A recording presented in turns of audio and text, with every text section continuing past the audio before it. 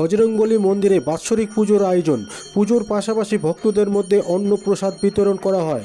মঙ্গলবার সকাল থেকে এই ওয়ার্ডে রামনগর নতুন পাড়া এলাকায় বজরংবলী মন্দিরে পুজোর আয়োজন করা হয়। উপস্থিত ছিলেন ইংলিশ বাজার পৌরসভার ভাইস চেয়ারম্যান সুমলা আগরওয়াল সহ পুজো উদ্যোক্তারা এবং এলাকার মানুষ। গত 10 বছর ধরে রামনগর নতুন পাড়া এলাকায় বজরং মন্দিরে পুজোর আয়োজন করেন স্থানীয়রা। এদিন বাৎসরিক পুজো উপলক্ষে হাজারো ভক্তের মধ্যে অন্ন প্রসাদ বিতরণ করা হয় বলে জানান ভাইস চেয়ারম্যান সুমলা আগরওয়াল। আপনারা দেখছেন নিউজ নদিয়া এক্সপ্রেস। চ্যানেলটিকে সাবস্ক্রাইব, লাইক, শেয়ার এবং ফেসবুক পেজটি ফলো করুন আর দেখুন নিউজ নদিয়া এক্সপ্রেস।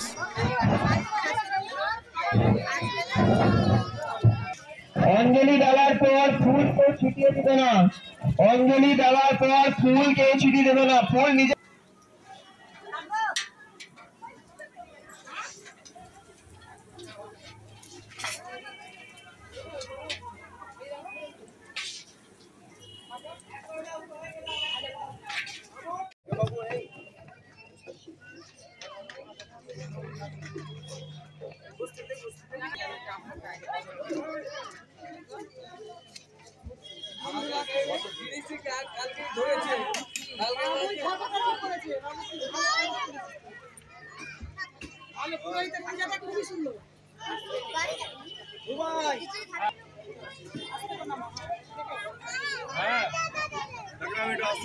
বলো তোমার ইয়ে হলো অঞ্জলি